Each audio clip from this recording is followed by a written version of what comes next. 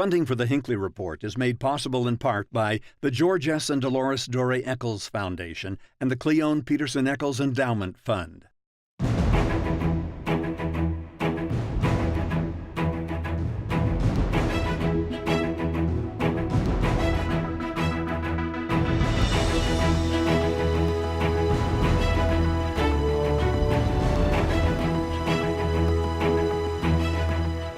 Good evening, and welcome to the Hinckley Report. I'm Jason Perry, director of the Hinckley Institute of Politics. Covering the week, we have Jennifer Napier-Pearce, editor of the Salt Lake Tribune, Morgan Lyon Cotti, associate director of the Hinckley Institute of Politics, and Matt Canham, senior managing editor of the Salt Lake Tribune. So glad to have you all here with us today. This is going to be interesting. We're talking numbers. We're thrilled about this poll we are able to do with the Salt Lake Tribune, and today we're going to dig into the numbers. Sometimes the best stories are what's behind the numbers we're hearing, all right? So we're going to talk about some of those today, and by the time we're done with the show, our voters in the state of Utah are going to have a great idea of where we are today and where the issues stand. But I want to start first with the big question we all decided we should ask is, what is motivating the Utah voter this year?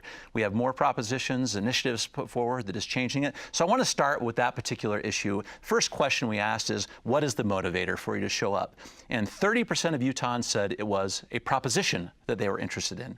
24% of them said it was the President of the United States. 22% said it was a candidate.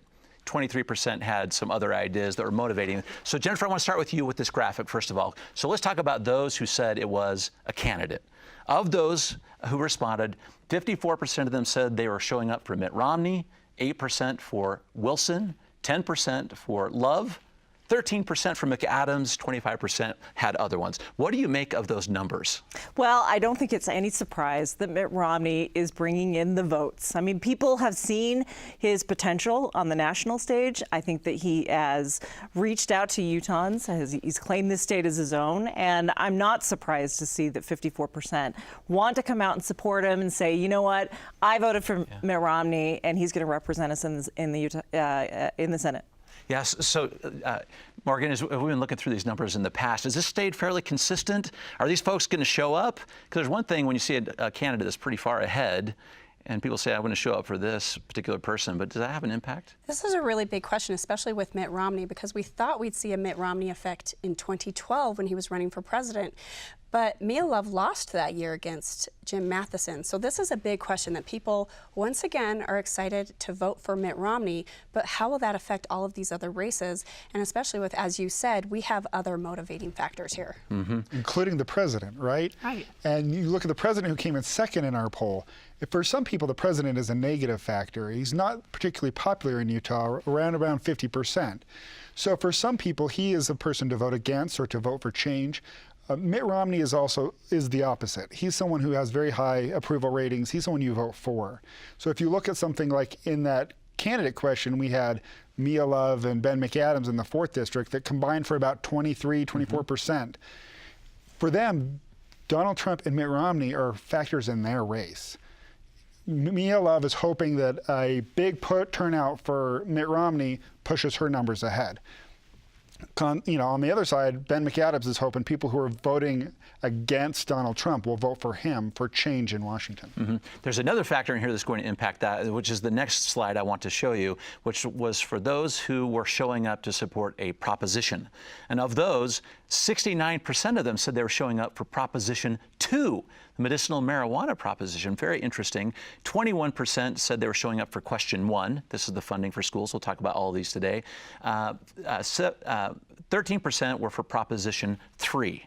Very interesting. Jennifer, let's get this great thought that we were just discussing about the motivators and how they're going to impact these particular races. If 69% of those people who are interested show up for marijuana, how does that change this Mia Love, Ben McAdams race? That is the question, right? I mean, I think that the interesting thing about our poll when it comes to Proposition 2, we saw a huge shift, and we'll talk about that in more detail, but we saw a shift in support. The opposition grew toward the proposition. I think that people thought that Proposition 2 was going to drive people to the polls. It showed out in our poll that, yes, that is the majority. Whereas nationally, Donald J. Trump the midterms are supposed to be a referendum on him. And yet Utah voters are really, really concerned about medical marijuana. So I don't know how it's going to affect Love and McAdams. I mean, they are neck and neck right now. We're going to talk about that too. But it's fascinating to me that even one proposition could get one more voter to the poll, which could have this domino effect down ballot. Congressional districts are hard, right? Because it's not statewide demographics, it's individual districts. So in the 4th district, Donald Trump is far less popular than he is in the others. What's the demographic in that district when it comes to medical marijuana? And it's interesting, you can see the candidates have different opinions on this. Ben McAdams has said he will vote for Proposition 2. Mia Love has refused to answer the question, saying she's still considering it, even though we're getting close to Election Day.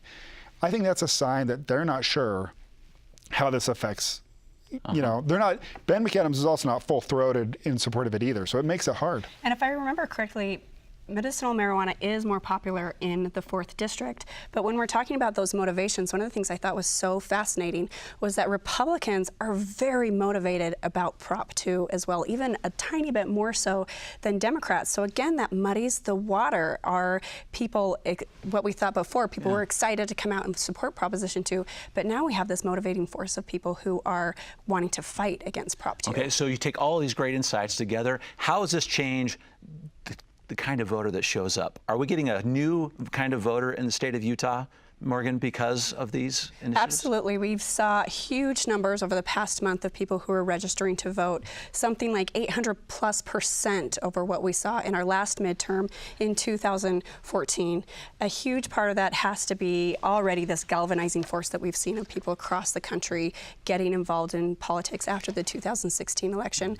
But a lot of it also is that we have these propositions and we have these competitive races in Utah that we haven't seen in a really long time. Competitive races is what gets people to vote. And in 2014, we didn't really have much in that way. Mia Love was reelected by a pretty, well, actually, that was her first. That was her first, so that was a little bit tighter. But outside of that, there wasn't much going on. So for the majority of voters in the state, it wasn't a competitive race. These ballot initiatives, they affect everyone in the state. And so everyone has a say on something that, and there's multiple of them that are close beyond Prop 2, that, you know, on Question 1, on Medicaid, is it, you know, what's going to happen there? I think the idea that you don't know makes it more interesting to vote. It's statewide, and none of these propositions are out of left field. They're things that the legislature has been talking about and discussing for years, really. So they're things that people are already knowledgeable about to some level and excited about as well. And that's why they're on the ballot, because the legislature did not act, and voters want to see some action on these key issues. Okay. Before we leave the turnout idea, I think we should talk about one very interesting question is how people will vote. Whether they're going to go in person, get the sticker, or they're going to send in their ballot by mail. This graphic shows that 71% of Utahns say they will likely send in a ballot by mail. That's a huge number. 28% said that they will show up. How are mail-in ballots impacting these races?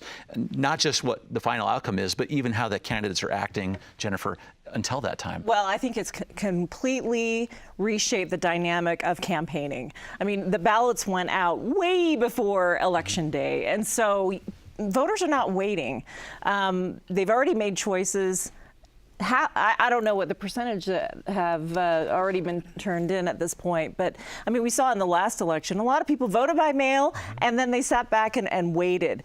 So I think it sort of heightens the drama in some ways. We saw a lot of negative campaigning well before we would have, because normally prior to mail-in ballots. People would wait until the very last moment because they wanted to have that last zinger that people would be talking about when they go to the polls. Now the polls are open and people are sending in their ballots and they like the convenience of it.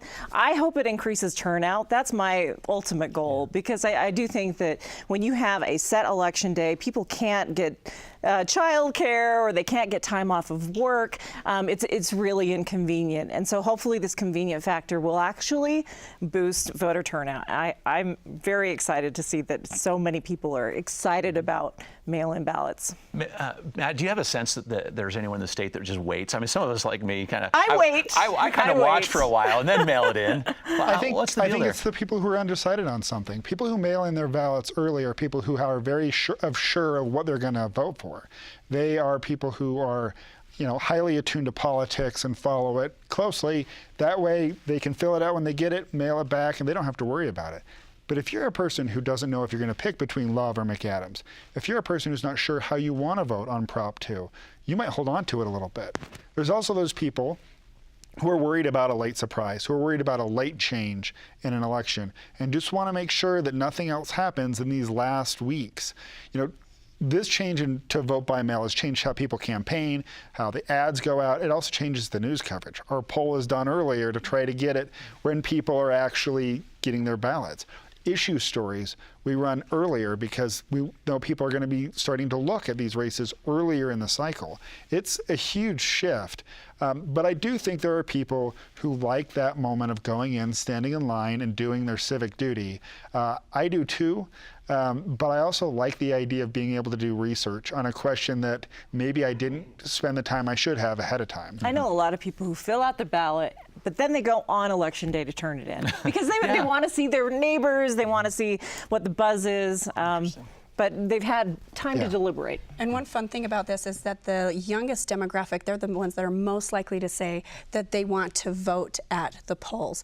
And so hopefully that's people who are excited to vote the first time. We've seen young voters, they're doing walkouts, they're marching. Hopefully we also see them walking to the polls. Okay, we're going to blaze through a few of these races, all right?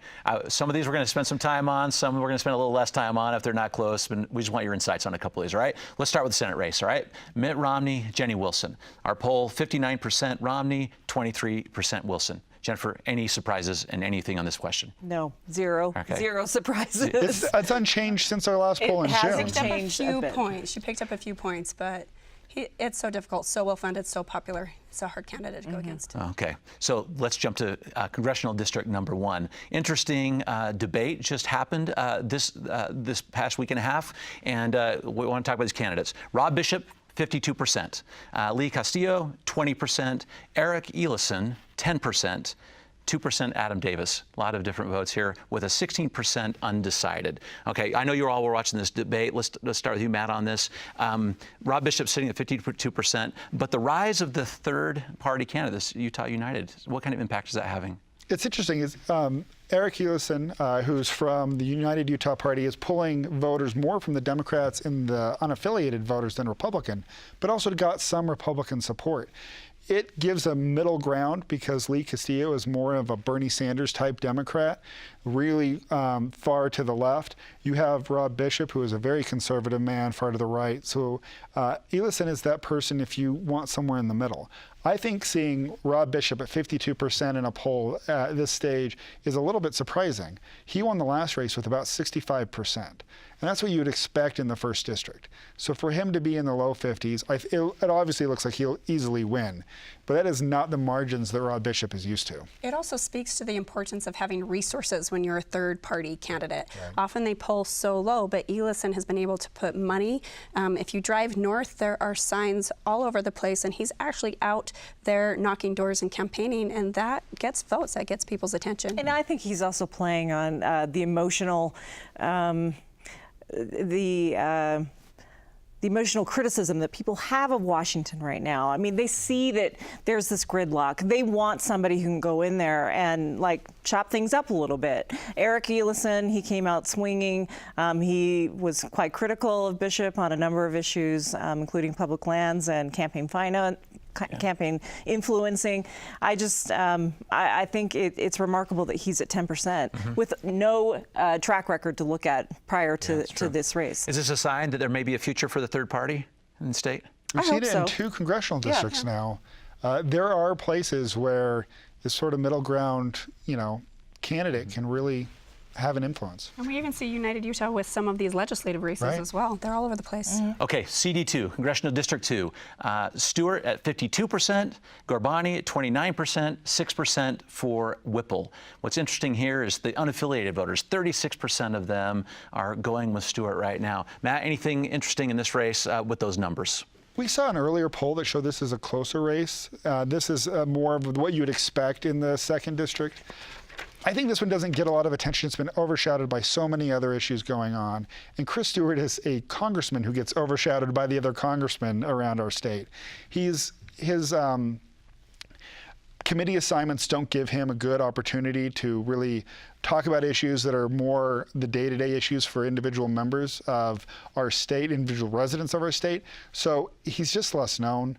And so I think what happens is it reverts back to the party breakdown of the district, and I think that's why he has such a lead. I'm actually surprised that he's lesser known because he does have a lot of face time on CNN and Fox News. He gets interviewed quite a bit on national security issues, and yet that doesn't seem to connect with the voter base here in the 2nd district. It might with his Republican voter base, down Washington County, Davis County, but he represents a lot of Salt Lake. He's got downtown and the avenues and Sugar House, and that's a really liberal area, and they're not tuning into Fox News. Right.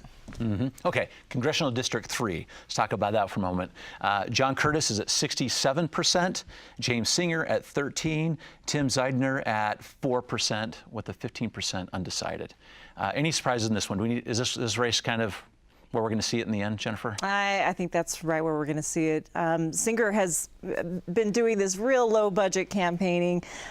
He just hasn't been able to get traction. I think he's an intellectual and he speaks as such. And I think, again, the percentage of the more progressive Democrats in that district, it's not going to favor him. That's right. Morgan, it's interesting because his numbers each time he's had to run in a short period of time, up to 57% approval now. Yeah. It seems like he's doing better each time he goes out there. Yeah, we're talking about Stewart's don't knows seem to stay really steady, which is a little perplexing sometimes, but Representative Curtis's don't knows seem to be turning into approvals. And so people do seem to be liking the job he's doing and want to send him back to D.C. Okay, let's get into one we alluded to a little bit, the Congressional District 4.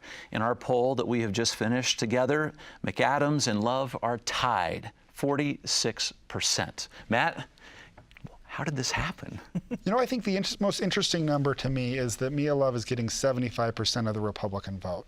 That is low for a candidate in their own party, and that's why this is tied in my eyes. This is a district that is more competitive, but does have a serious Republican lean. You have to get more than 3 out of every 4 voters in your own party. And so for her to pull this out, some of those Republican voters who are still undecided, and there might be a few, need to come back to her. Ben McAdams is leading with Democrats, and I think he is in the 90% of getting Democratic votes. He's also doing well with the unaffiliated voters. So he has some momentum going in his way just because of what's happened nationally. Mia Love has been in the news for some missteps with campaign finance issues that have taken a lot of airtime away from other issues. And I think that for her, does her base come out to vote?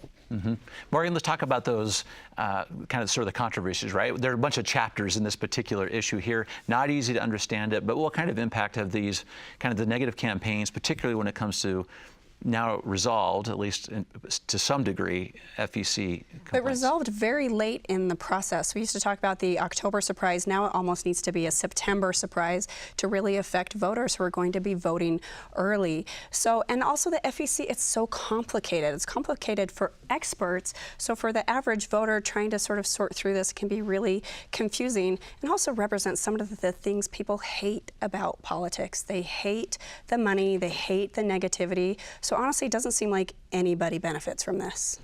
And Jennifer, one final point on this one. This is like the one race we're seeing where outside money is pouring in. $1.5 million of outside money going into these commercials. Well, that's why we see so many commercials. Both campaigns are very well financed. I think that when you look at the district, the makeup of the district, though, it shouldn't surprise anyone. 85% of the district is in Salt Lake County. We have a very popular Salt Lake County mayor in Ben McAdams. So I think if anyone was clearly positioned to give Mia Love the race of her life, it was Ben McAdams. Okay, we're going to move on to the next, a series of questions and propositions. Let's talk about question 1 for just a moment. This is the opinion question. This was whether or not we would support a 10-cent per gallon gas increase for education, some for public roads. 45% support, 51% oppose. Matt, that's an interesting number. How is that impacting how the legislature views this particular issue? And even though this has crept up a little bit, where do we see this one going? So this one looks like it's going to have a hard time to pass. And what we've seen normally with ballot propositions around the country is the support you see in the last poll sometimes dips a little bit when it comes to the actual getting in the ballot box. So if the late voters, the trend is not good for this one. You know, the people who support this, including Senate President Wayne Niederhauser, said if this fails, it was a bad idea to even put it on the ballot because it sends the signal to the legislature that they do not have to do something to increase education funding. The voters aren't there. But what happened in our polling is this had a lot of support early. When we added the gas tax part to the question, when the compromise came in, when it added that second layer, we saw support immediately drop. And I think there's a couple reasons that could be. One, it's the specificity of the actual tax. You get to know which tax we're talking about. And two, I think part of it is it's confusing. People wonder, wait, we're raising gas taxes to help education. Are you sure they're not just going to spend it on roads? And that confusion means people are going to be hesitant to vote yes. And they are going to spend a little bit on roads. Well, and the idea, you're right, it's not complex, but it's also not intuitive. Right. You're right. With that early polling, people were very supportive of increasing the amount of money we send to our schools. But the idea that it's tied to the gas tax, it's just not intuitive. And the great Dan Jones always used to say, if a proposition or a question involves a tax increase, it's always going to do worse at the polls than it did in the polling. And especially for one like this that is just confusing. Yeah, and it's regressive tax, so it hurts people in lower incomes, and it also hurts rural voters. And so they say, gosh, you know, I have to drive 30 miles to work every day.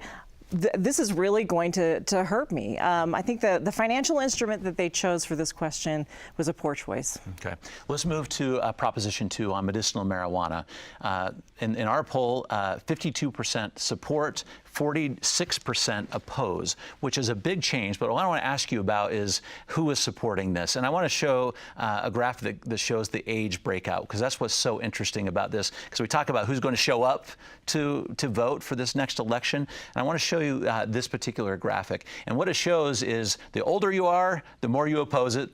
The younger you are, the more motivated you are. Matt, break this one down for us, because they all have to show up on both sides, right? Yeah, I mean, I think it's really interesting. I think the older you are, the more conservative you can be. We also have ties to the LDS Church and people who are more so used to following what the leaders, Latter-day Saint leaders say. So I think that might play a part of it. But there's also an obvious cultural difference. The older you are, the less likely you are to see marijuana as something that's medicine, and you see it as an illegal drug. And then there's the older, like the group that's like the 55 range. A lot of them smoked pots when they were kids, so they have... Our hippies. Yes, they have personal experience and can see, well, maybe this isn't that bad. And then the younger you get, you're more likely to have seen this as medicine in many other states. Mm-hmm. You know that medical marijuana is throughout all the surrounding states and 30 states in the country. As I mentioned, some of the interesting information is behind these numbers. So I want to just take a second on a couple of the groups that were working on this compromise that happened on this initiative. And let's break down of members of the Church of Jesus Christ of Latter-day Saints, those who say that they are very active. 28% of those now say that they support this proposition. 68 oppose, which is very different than where we were just in June of this year, where 54% of those same people supported it and 42 opposed. Jennifer, is it the compromise that changed? But this particular demographic has made a huge shift. Well, the church got actively involved. They rolled up their sleeves. They struck a compromise with legislative leaders.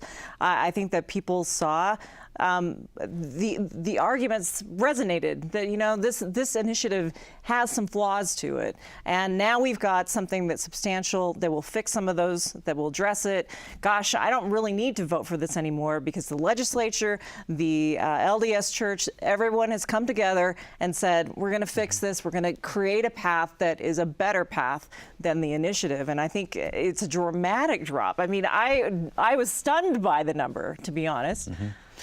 Morgan, take a second through some of those demographics of that and how that changed from June until this month. Yeah, and in June, remember, this was after that first email. So we thought we were polling after the LDS response to Prop 2. But as the church's response has become more and more concrete, and they really were, as you said, rolling up their sleeves, that was just a huge difference. And I think it also goes back to the age, with younger voters being less likely to be religiously active, but also goes to the motivation. And one of the things that's tricky here is, are people going to stay home because, as you said, other people solved it, or do they want to get out there and support their church and vote against this? The interesting part of how the vote turns out on Prop 2 isn't the final word. As we said, there's a compromise. There's supposed to be a special legislative session around November 14th, which is only a very short period of time after Election Day. So it's even before the final canvass. Right. Yeah. So how this turns out, at least the early results, will show who has leverage when we get to the legislature. If this thing fails, lawmakers who are against it could argue that they should whittle down what the compromise is or have no compromise at all. If it passes, then doing nothing is no longer on the table. They have to get something done in the legislature. In our last couple of questions, I want to hit Proposition 3, because our legislators are weighing in on this very week about fully expanding Medicaid. 59% of Utahns said they would support this, 33% oppose. Jennifer, our legislature is already saying they may do something with this if it does pass. Yeah, it's actually surprising, because I think that when you put an initiative out there, that is the mandate from the voters directly. They have spoken. If this passes at that percentage, and lawmakers go back and say, you know what, never mind, voters, we know better, I think there's going to be a huge backlash. This has been, expanding Medicaid has been an issue at the state legislature for a couple of years, and they just cannot get traction on it. It's, again, one of those things where lawmakers have not responded to the will of the people. Okay, we're going to have to let that be the last comment. Thank you for these numbers. Thank you for doing this poll with us. So instructive. Thank you. That's it for tonight's show. For more discussion and past episodes, please join us online at kued.org/Hinckley Report. We'll see you next week. Thank you and good night.